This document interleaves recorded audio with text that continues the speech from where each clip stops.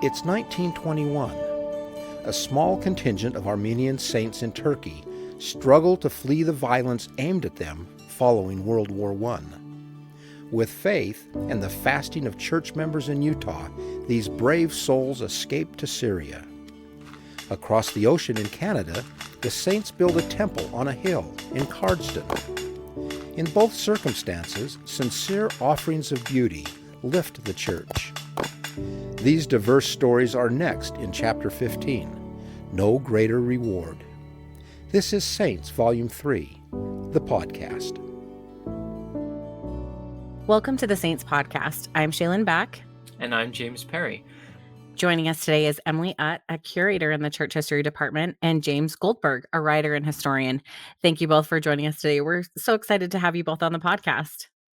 It's good to be here. Thanks for having us. Emily, listeners may recognize you from previous podcasts and from a video published by the church last year talking about the opening of the Salt Lake Temple capstone. Can you tell us more about what you do in your job? Sure. So I work in the Historic Sites Division of the Church History Department, and my role is to help us celebrate and understand the historical architecture of the church. So I work with other historians, but I also work with architects and contractors on preserving historic places that have great meaning to the church and to the world in general. And it's really fun. You get to open things like temple capstones, and I get to crawl around in basements and walk up and down stairs, walked up and down by people that lived 200 years ago. It's a lot of fun. Well, James, perhaps for our listeners, you could tell them a little bit about what you've been involved in with regards to church history in the past. Yeah, of course. I've done research into a lot of different periods and topics in church history, but one of my favorite things is the stories of discipleship around the global church. So the different ways that people have tried to follow Christ in different times, places, settings, under different pressures. I think we can learn so much from that. Well, thank you. We're excited to have both of you join us today to talk about this chapter in which we see many different things taking place and going from quite extreme geographical areas. So perhaps we could talk a little bit about the church internationally. And at this point in the series, we have seen Latter-day Saints as refugees in several different locations. And here we're introduced to a group of Armenian converts who are now having to flee to Syria. They're leaving their homes. And I think readers might be interested to know more about who these people were and perhaps to know some of their stories and some of their experiences. And James, I wonder if you might be willing to take a moment to tell us about who these Latter-day Saints are and what they're experiencing. Yeah, I'd love to talk about that. So these stories begin around the time that World War I has ended, although the beginnings and ends of those world wars are usually based on treaties in Europe, right? For the actual experience of a person living in a different place, the instability and violence and hunger can start earlier and end later. So there were a number of Latter-day Saints who had lived in what prior to the war and during the war was known as the Ottoman Empire, and the war years were really difficult. So Artis Partial, a colleague of mine, when I was first working on this story, had introduced me to a man by the name of Moses Hindoyan in sources, and he and his son Abraham had both been soldiers. So they were prisoners of war in Egypt after they'd been captured by the British. And Moses Hindoyan returns home after the armistice to find that his branch has just been devastated. As is often the case during times of conflict, people blame minorities. The Armenians were an ethnic minority and a religious minority. And so there'd just been this terrible systematic violence against them. And Moses returns home to find the branch presidency in his branch in the town of Anteb in what's now Turkey had all been killed. A lot of the members were scattered. In those days, we didn't try to ordain everyone quickly to be elders. Moses Hindoyan was a priest because those were the kinds of responsibilities and callings he'd had.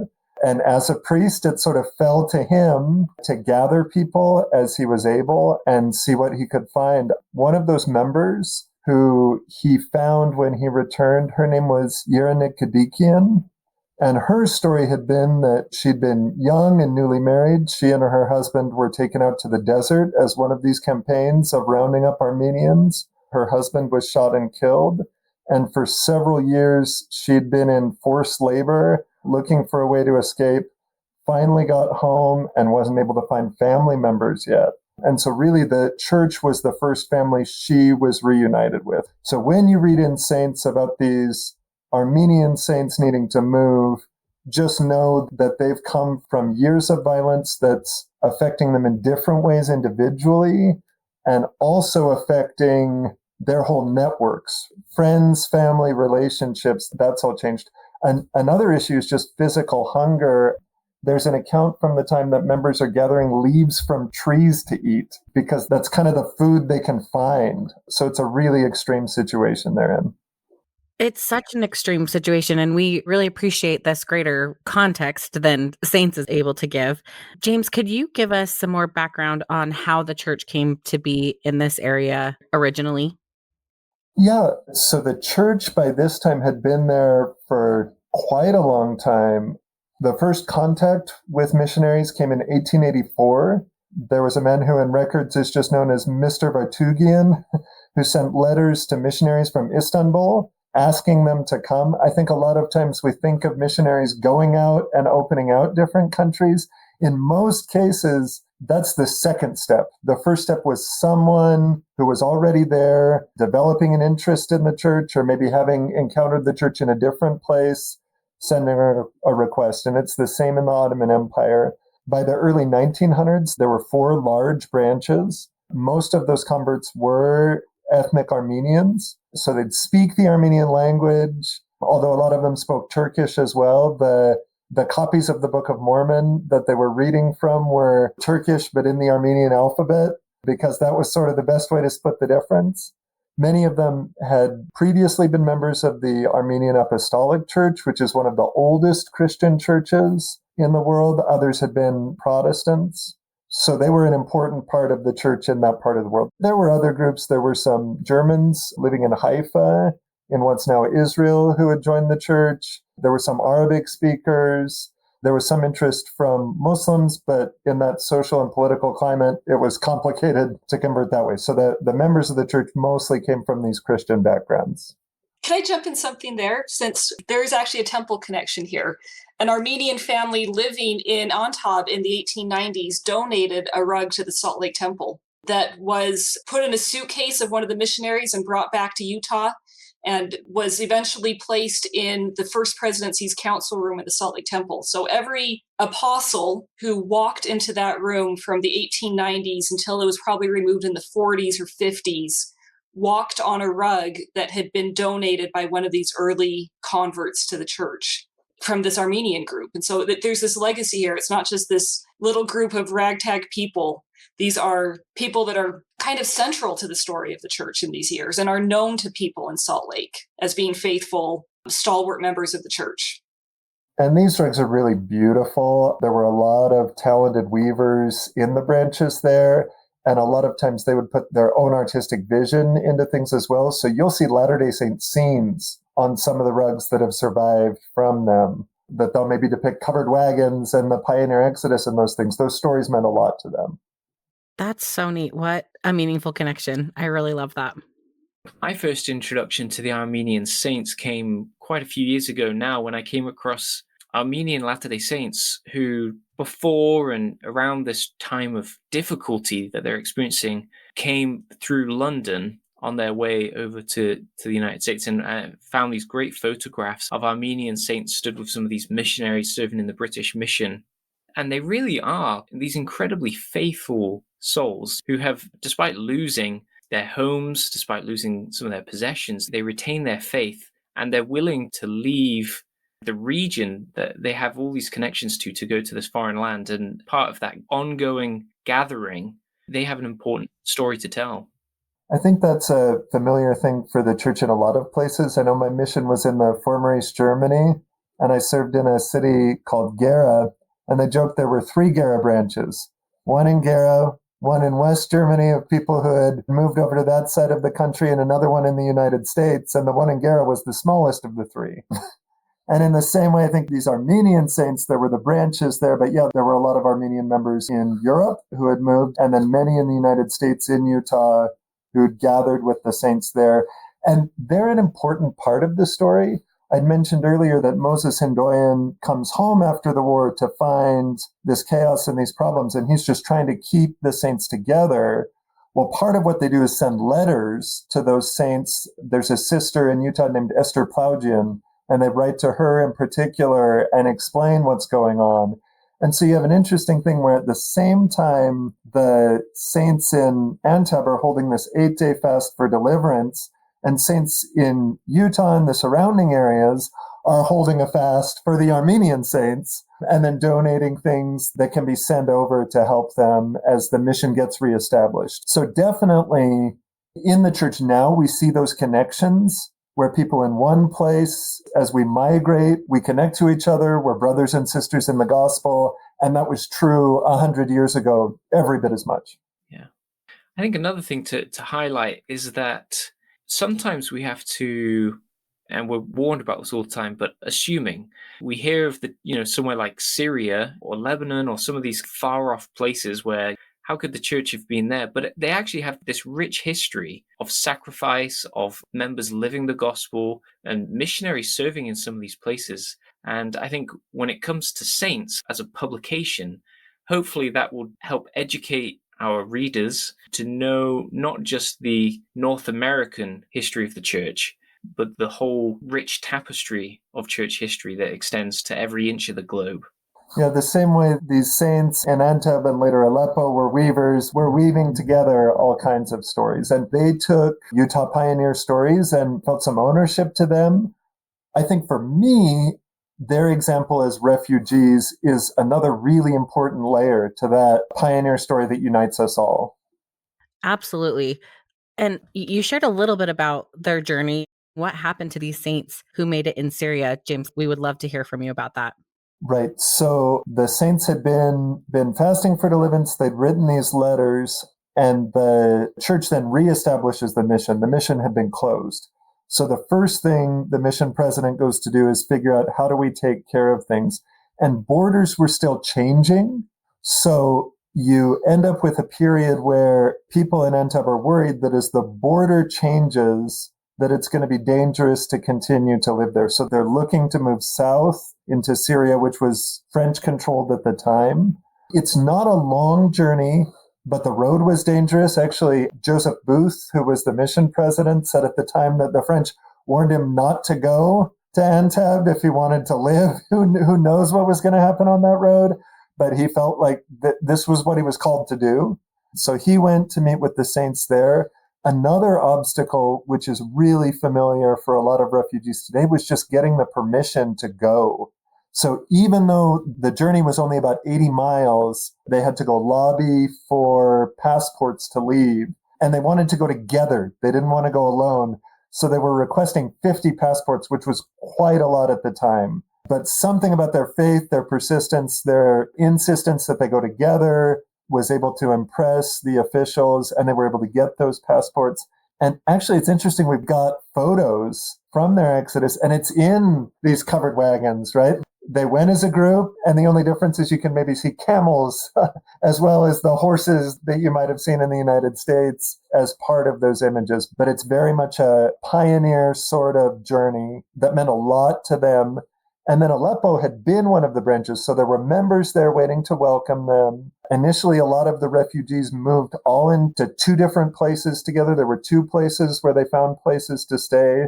So you had members living in very close proximity to each other as they were getting established. Yerina Kadikian, who had mentioned earlier, was able to find that her brother had independently arrived in Aleppo. So that reunification was able to happen when she arrived. Once they got there, there were still economic problems. There were still problems of discrimination that they were dealing with, but they were able to establish a really flourishing branch. They published their own little newspaper. They had an essay contest a few years later that was about accounts of their exodus, and people would write that story. We've got photos of plays that they performed. I loved their Book of Mormon play was called The Death of a Drunkard and Five Weddings in One Night, which is an interesting way to talk about the death of Laban and the marriages between Ishmael's family and Lehi's family. Tons of people from the community came to that, really well attended. Yerina Kadikian served in the Relief Society presidency, and we've got great letters from them talking about how we were poor, but we still had opportunities to serve others whose needs were greater than ours. And so even in those early years, as they were getting reestablished, they were receiving help, but they were also giving help and looking for opportunities to serve. So really, it's a wonderful story of what they were able to do and how they carved out a new life for themselves individually and as a group, a community. James, we're introduced to the Armenian saints here as part of a wider trip that David O. McKay and Hugh Cannon are undertaking. I mean, here we are, 1921, we're 101 years ago, where we've got church leaders going out and trying to minister and experience the church. I wonder if you could tell us a little bit more about the significance of this tour being undertaken by David O. McKay and Hugh Cannon. Yeah, I think it's one thing to have a sense intellectually from a distance of what other people might be experiencing, but you don't know which questions to ask until you get there and see how people are living and sit down with them. One thing Hugh Cannon says about this experience in a letter home is if the saints could see what life was like there right as the refugees are coming, they would have fasted for a month to help. I mean, he just really acutely felt that need. Another thing I remember David O. McKay saying is he was just so impressed with they had a district conference, and bits of the conference were in Turkish, Armenian, Arabic, French, all these languages, and it just impressed him so much. I think sometimes today, when someone's a refugee or an immigrant somewhere, people will assume they're not very sophisticated, they don't know a lot, and they don't realize a lot of these people, they've crossed borders, they've picked up multiple things, and so that command of multiple languages and cultures comes really naturally. But I think it helped church leaders to think about the needs of an international church differently, to see the church in a place that was already a tapestry of different cultures and languages and needs. So yeah, I think there are lots of things then or now that you only start to appreciate by really spending time with people and seeing how they're living. And that world tour was an important part of a developing mindset for leaders, where they started to learn what questions should we be concerned with, because they'd sat down and learned from the experience of their fellow saints. Absolutely. I think we see that in the ministry of President Nelson and other senior church leaders today. I mean, in the news, we hear of regular visits to international locations as the church leaders try to do exactly that. They try to get the pulse of the church, not just from reports passed on or summaries passed up the chain, but to actually be there, to look into the faces of the saints and to see the kinds of things that they're experiencing. And I think you're right. This is one of those hinge points for the church as they start to look outwards more than they have done. James, as you've been researching this experience, this topic, these saints, what are some of the things that you came across that were meaningful to you? I mean, I think the whole story was important to me. These are some of my favorite saints that I've ever gotten a chance to study. Just as I've seen how faith operated individually from them, I felt really privileged on this story too to be able to connect with and meet Melva Hindoyan Amrazian. So her grandfather was Moses Hindoyan. Her father Abraham was also on the Exodus. He won the essay contest that they'd held that I'd mentioned earlier. And I got to see how these experiences were woven into their family's identity and remained part of that identity. She passed away just 2 years ago. So yeah, I feel fortunate to have been able to go over to her house. She cooked some. I could see her in the kitchen. She showed me some of the lace work she does. In the Church History Museum, they have an Armenian-style lace tree of life that Melva Hindoyan Emrazian made. And to her, that tree of life reminds her not only of Lehi wanting to share with his family, but of her grandfather Moses and what he went through to share the gospel with his family, with his community. And that meant a lot to her. Well, thank you so much, James. Emily, did you want to say anything else about? So I was thinking about James's comment about the world tour and the impact and the kind of shift it made for church leaders in the 1920s. But that impact went on and on for decades. So as we get into almost the end of this volume of Saints, you're going to see the impact of that world tour on David O. McKay and his decision to build temples in New Zealand and in Switzerland and in England. And the entire approach to his presidency, I think, was impacted by these early visits to other places of the world. That this idea that you don't really know what members are thinking until you can talk to them. You need to be with them. Well, thank you very much, Emily. And that brings up the point that in this chapter we are in many different places. And I wonder if we could just take a step over to North America, where we are able to read about the construction and dedication of the Cardston Temple. Now, when I joined the church and I met some missionaries from Canada, I mean, I didn't know much about Canada, I confess, but I had never heard of this Cardston place. But because I met so many missionaries over the years from Cardston, I was like, this must be a really big city. But the fact of the matter is that it's actually rather small as Canadian cities go, at least as I understand it. But could you perhaps get us started by telling us why on earth there's a temple being constructed in Cardston, Canada at this time? So calling it a city would be generous. Cardston is a town, slightly larger than a village.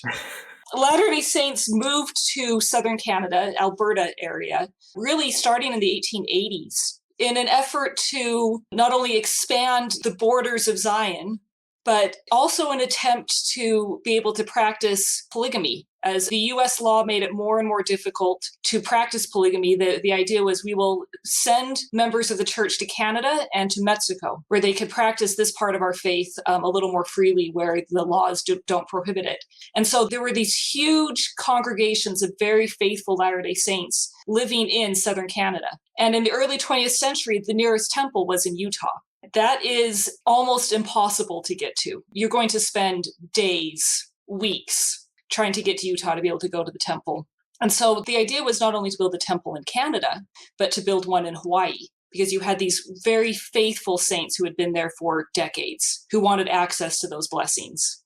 And what is remarkable to me about Cardston is that church leadership is also very aware of how much the world is shifting. They aren't just building another pioneer temple. They're not going to call Brigham Young's brother-in-law or father-in-law or cousin to design a temple.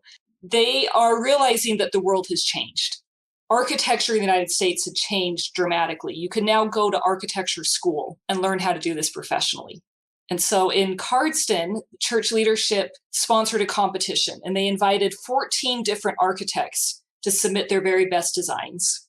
7 architects responded, and the design they chose was from this young upstart architectural firm who had no business designing one of the best buildings the church has ever seen. Architects usually hit their stride in their 40s and 50s. You know, you have a few decades, you've learned the trade. These 2 young guys, Hiram Pope and Harold Burton, were in their late 20s. And they won this competition, and they designed one of the best buildings in the church, which is fantastic. That's so exciting. I love hearing that story. And Emily, since we have you here, what other lesser known facts about the temple can you share with us? Well, how much time do we have? No, what makes this temple so wonderful to me is that it almost seems hewn out of that hill. For people that had lived in this area for 30 years, there was some thought, oh, maybe we'll go back to Utah someday. That it almost seems that they built a temple out of the very rock of that hill. So you drive into this little teeny tiny town, and there is this magnificent little jewel box of a building built of granite. It is solid and it is substantial, and it feels like a fortress. And when those big winter winds and snowstorms blow through that town, that temple is going to be permanent, and it is going to stay. It's just remarkable. The other theme that I love about the design of this temple is how modern it is. They designed a temple in the latest, most up-to-date trendiest style available to them. And we look at it now 100 years old and we think it's historic. But for them, it was a statement about the future. They were looking to the future. They designed their building in the Prairie School style, popularized by Frank Lloyd Wright. And they designed a building that was rich in ornament and rich in detail and celebrated the craftsmanship of those who built it. We often think of temples that they have to be white and they have to be very light colored to represent heaven. Well, in Cardston, they went the opposite.